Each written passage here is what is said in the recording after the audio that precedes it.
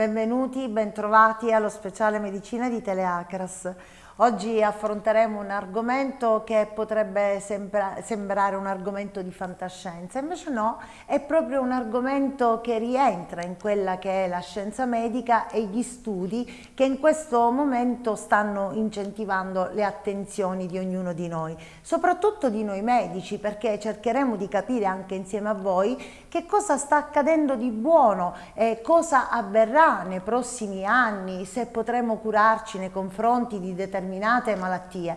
Ovviamente non possiamo addentrarci come degli scienziati perché non fa parte dei nostri studi specifici, ma sicuramente come medici possiamo, mettere in atto quelle che sono le opinioni riguardo il mondo che cambia nel contesto farmacologico, terapeutico e soprattutto preventivo.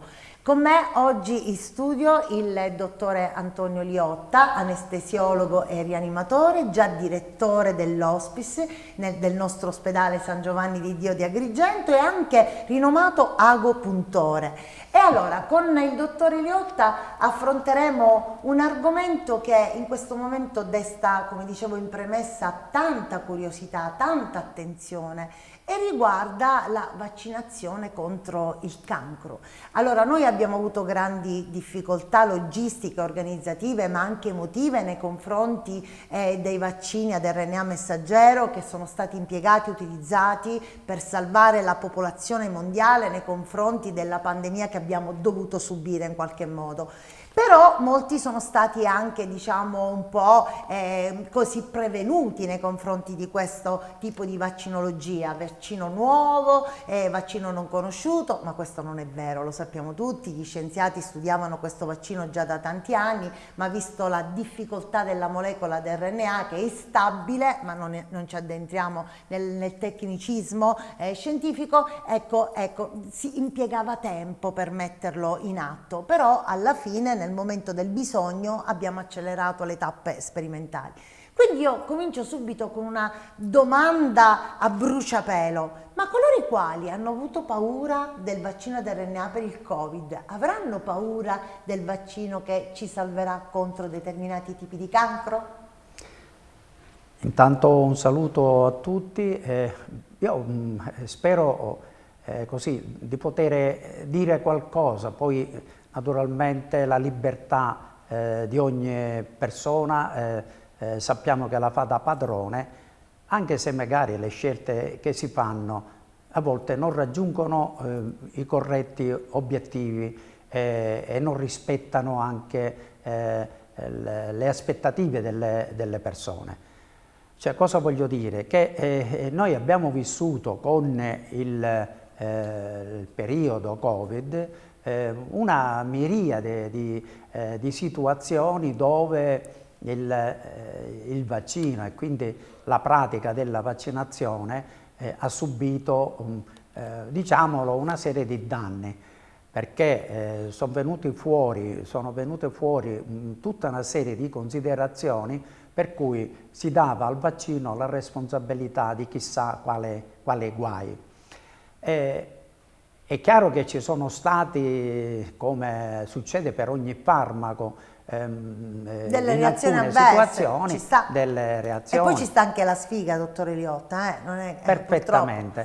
Però ciò che è di consolidato dopo i 3 anni di Covid si può dire è che chi ha fatto tutte le tappe di vaccinazione in pratica è vivo, vegeto, senza avere il cosiddetto post-Covid, senza avere tutta una serie di fastidi e questo dato arriva anche a una percentuale che è notevole, perché le persone che non si sono vaccinate per circa l'85% non solo hanno avuto il Covid, ma addirittura hanno popolato le rianimazioni, i centri deputati alla cura del Covid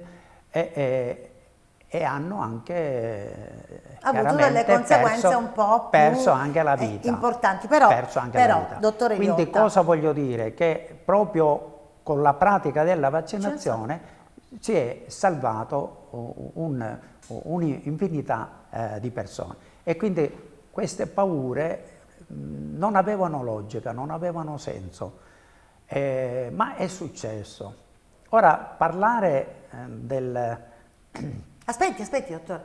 Allora, volevo aggiungere che gli scettici hanno detto, ok, noi ci siamo vaccinati, però da vaccinati abbiamo preso la malattia da coronavirus, però non hanno riflettuto sul fatto che magari il loro organismo ha reagito bene e non si è andati per quel motivo diverso in terapia intensiva. Questo, ecco, lo eludono, come altri dicono, ormai che abbiamo fatto il vaccino, ci siamo convinti, vedremo gli effetti futuri di questo vaccino. Insomma, non ce ne usciamo dalle perplessità. Di fatto, come lei ha detto giustamente, il vaccino contro il coronavirus ha salvato quasi, diciamo, milioni di persone.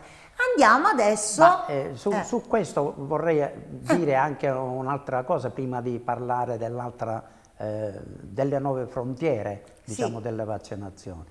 In definitiva, in questi 3 anni c'è stata già una ottima evoluzione nella preparazione dei vaccini, per cui già contro il Covid, che non è finito ancora, la pandemia non è stata chiusa, porta ad avere dei vaccini cosiddetti bivalenti, che hanno una capacità di annullamento dei sintomi e di blocco del virus, per cui si può dire che ci troviamo in una condizione per cui tutti dovremmo indistintamente vaccinarci contro le varianti che si conoscono, ma non solo contro le varianti, contro ogni forma di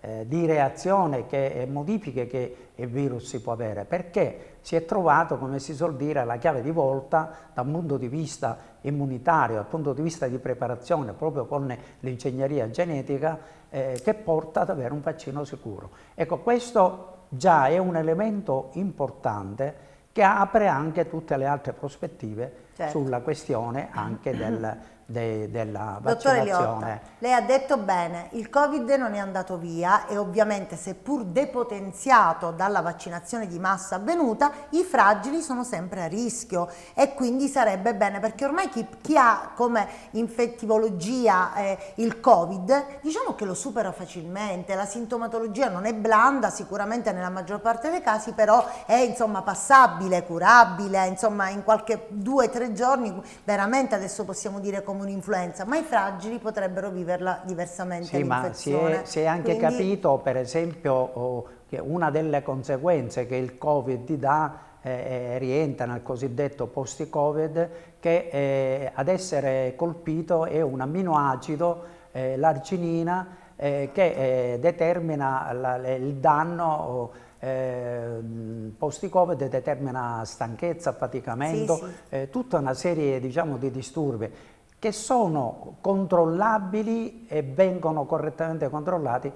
È sufficiente prendere la bioarginina per poter contrastare questo malessere della spostatezza. E allora, dottore Liotta, quindi diciamo che ormai abbiamo piena consapevolezza di ciò che è stato, di ciò che si può fare e di come bisogna andare avanti. E allora, dottore Liotta, quindi gli scettici, no? Ecco, era una battuta un po' provocatoria che io pongo a lei per averla, insomma, da parte di tanti virtualmente. Tutti quelli che non si sono vaccinati, adesso come si porranno nei confronti di questa nuova frontiera, di questa grande svolta che dovrebbe avvenire nel 2030, in cui il vaccino ad RNA messaggero, perché ritorna il vaccino ad RNA messaggero, quindi è una realtà scientifica, e l'evoluzione farmacologica che salva la vita, addirittura contro il cancro. Sì, io penso, lo faranno? Penso che bisognerebbe ragionare esaminando i numeri. E nel momento in cui noi sappiamo, e i dati sono certi, che è la maggiore quantità di persone che non hanno praticata la vaccinazione, che o muore o va a finire in ogni caso in periodi di lunga degenza di tipo rianimatoria, contrariamente invece per come è successo a chi ha fatto le vaccinazioni, che si è salvato o sta in ospedale poco tempo o si cura a casa, beh, basta soltanto questo specifico dato per capire che sicuramente qualcosa nel tipo di scelta si è sbagliata, e quindi che la vaccinazione va fatta, va praticata, e va praticata a livello di massa, generalizzata. Sì, generalizzata. sì. Allora, questa... E su questo io vorrei dire, come dire, inserire un elemento significativo, cioè, ed è di tipo economico-sociale. Se sappiamo benissimo, a parte il costo della vita, che è qualcosa di la cosa più preziosa che possa esistere, ma il costo sociale di un ricovero in una terapia intensiva e i farmaci, assistenza, tutto quello, che è basata come minimo da 2 a 3 mila euro al giorno, Sì. al giorno per una persona. Cioè, nel momento in cui invece noi con pochi euro riusciamo a evitare il ricovero, a evitare tutta una serie di farmaci, allora rendiamoci conto che è assolutamente sbagliato non vaccinarsi, perché noi in questo senso abbiamo la possibilità di destinare persino soldi alla ricerca, possiamo destinare soldi ad altre forme di terapie, cioè, ed evitare che ci sia un uso, a questo punto magari sarò criticato, uso il termine improprio, un uso improprio per cercare di curare in forma intensiva. Ecco, non vorrei sembrare assolutamente, duro, però, ma è per fare capire... No, capito perfettamente, però vorrei aggiungere una cosa: dobbiamo anche specificare a chi ci ascolta che, insomma, la gente non è che sia poi così tanto sensibile alla tematica costo-beneficio di un ricovero, siamo più noi sanitari che capiamo quello che comporta, però il messaggio che dobbiamo fare arrivare è che se noi limitiamo e facciamo sì che ci sia un costo-beneficio, evitando ricoveri lunghi, degenze costose, questo va a beneficio di chi potrà o può dover aver bisogno dell'ospedale.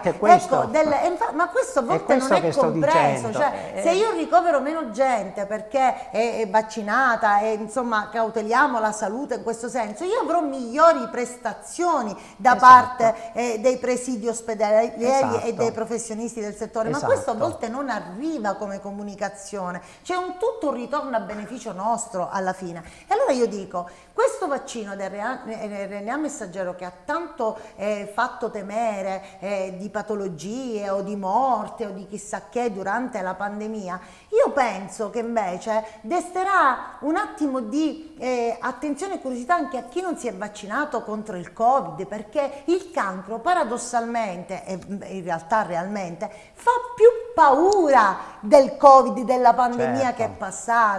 Cioè, magari per il cancro tutti diranno sì, mi vaccinerò con l'RNA messaggero, e tutti i problemi che abbiamo avuto durante la fase pandemica. Io penso che l'attenzione delle persone dovrebbe essere come dire, indirizzata su ciò che già avviene a livello di vaccinazione contro virus e quindi contro il cancro. Certo.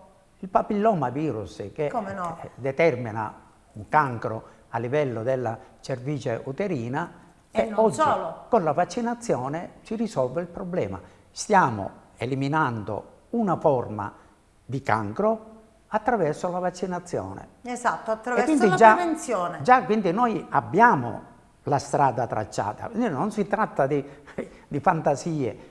È chiaro che le ricerche nel campo genetico e nella combinazione genetica relativa a diverse forme cancerogene si è affinata a un tal punto per cui noi oggi possiamo colpire persino, non voglio esagerare, singole cellule per eliminare diverse forme patologiche. Esatto. Quindi le vaccinazioni orientate in questa maniera sono la nuova frontiera, è quello che noi possiamo a un certo punto praticare per eliminare una buona parte, ma quelle forme più diffuse di neoplasie, quindi o di forme di cancro, se vogliamo chiamarlo. In questo caso per il in vaccino questo modo. contro il tumore si parla di melanomi, tumori della pelle, di altri tumori solidi, però vorrei dire una cosa, c'è stata anche un po' di confusione, non sono io che devo insomma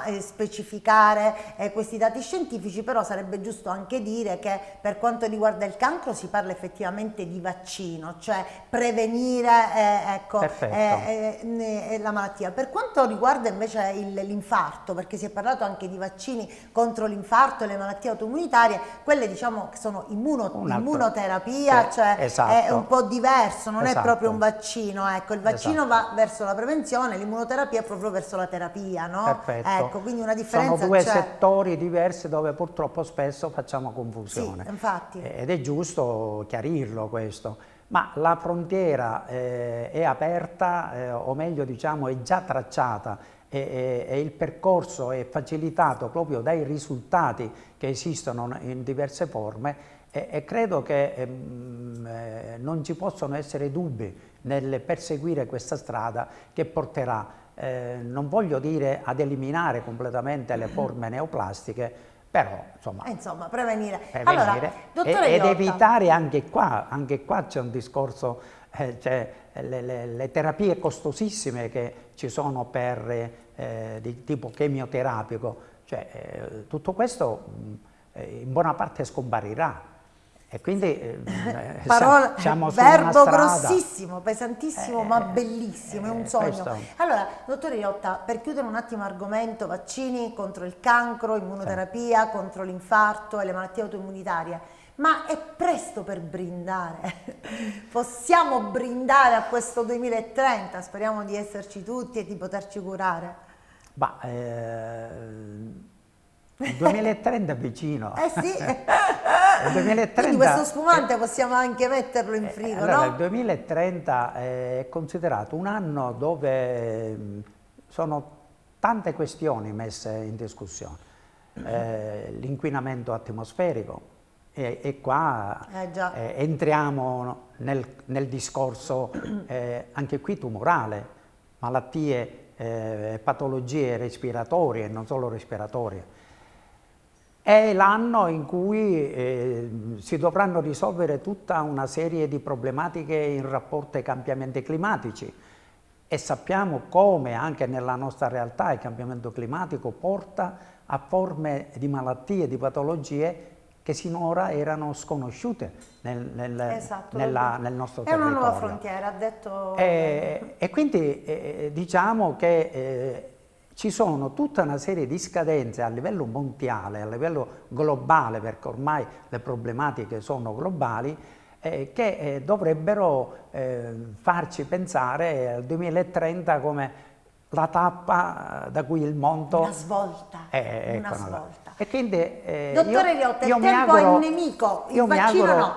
Io mi auguro che... Io non lo so se ci arriverò, perché alla mia età non lo so se ci arriverò a quel periodo. Perché no? Spero di arrivarci e vorrei per curiosità sapere che cosa succederà. E poi magari brindare assieme. Dobbiamo brindare a questo 2030 perché la scienza medica sta subendo un'evoluzione davvero incredibile. Lo aspettiamo da tanti anni, il vaccino, la terapia, insomma la prevenzione, l'aspettiamo da tanti anni, quella vera, quella che possa salvare tante altre vite umane. Però per chiudere questo discorso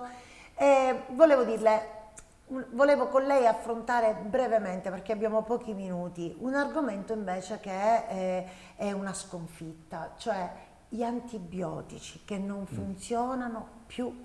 Allora andiamo verso l'avvento del vaccino contro il cancro e di contro ci ammaliamo perché gli antibiotici non hanno più effetti sul nostro E organismo. qui dovremmo chiederci perché.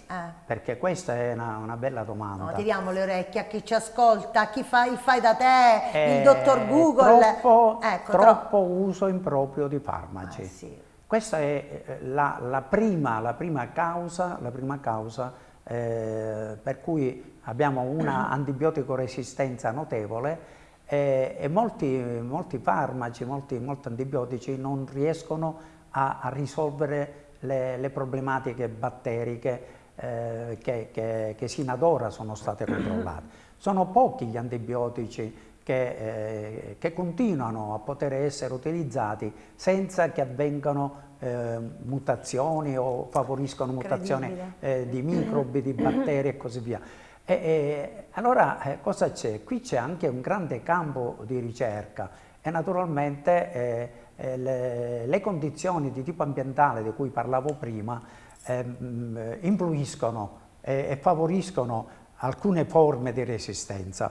Allora, un consiglio, dottore Liotta, perché siamo conclusione, a chi ci ascolta, un consiglio. Questa è una cosa molto seria, questa dell'antibiotico-terapia che non funziona più. Io ritengo e tutti dobbiamo capire che bisogna ricorrere ai farmaci solo ed esclusivamente nel momento in cui c'è una necessità e la prescrizione di farmaci deve avvenire attraverso gli specialisti, il proprio medico di famiglia, il medico di fiducia, gli specialisti nei settori, perché l'uso diretto, così come spesso avviene, senza considerare tanto prendo gli antibiotici e via, cioè non funziona, non va bene. Non va bene. Grazie, dottore. E questa Liotta è una cosa che non va bene. E qui subentra un fatto, mi permetto di dire culturale. Quando dico culturale, è di formazione che ognuno di noi deve cercare di seguire. Se ci prepariamo, non ci lasciamo vincere da fake news, da false notizie e non facciamo da soli perché siamo convinti che l'informazione che ci può dare il collega Google sia esatta. Ecco. Allora, affidiamoci seriamente a chi ha competenza. Allora, questo è quanto si può fare in maniera corretta per evitare di trovarsi in situazioni a volte poi irrecuperabili. Irrecuperabili che compromettono la stessa vita. E allora con questo consiglio del dottore Liotta mi raccomando, ascoltateci, non abusate degli antibiotici e poi c'è anche l'errore di prenderlo, allora inizio la terapia antibiotica e dopo 2 o 3 giorni la sospendo. No, se hai deciso di prendere l'antibiotico allora devi rispettare i giorni quantitativamente parlando di assunzione degli stessi antibiotici. Stiamo distruggendo quello che abbiamo costruito nel campo medico. Esatto. Gli antibiotici ci hanno salvato la vita e a momenti rischiamo di non potercela fare perché non siamo supportati dalla terapia antibiotica. Ma perché attenzione, perché non abbiamo pazienza. Non abbiamo pazienza. Vogliamo ottenere il risultato subito. Faciloneria nella prescrizione e nell'assunzione. Grazie dottore Liotta. Grazie. Spero che questi consigli vengano ascoltati da chi sta dietro il piccolo schermo e ci ascolta e ci segue. E allora che dirvi? Alla prossima puntata. Buona salute a tutti. Buona salute a tutti. Ciao ciao.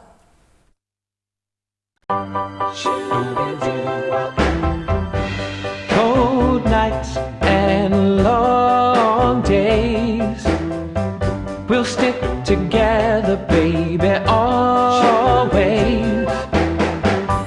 Hard luck, baby, good times, I'll take good care of you, don't think twice.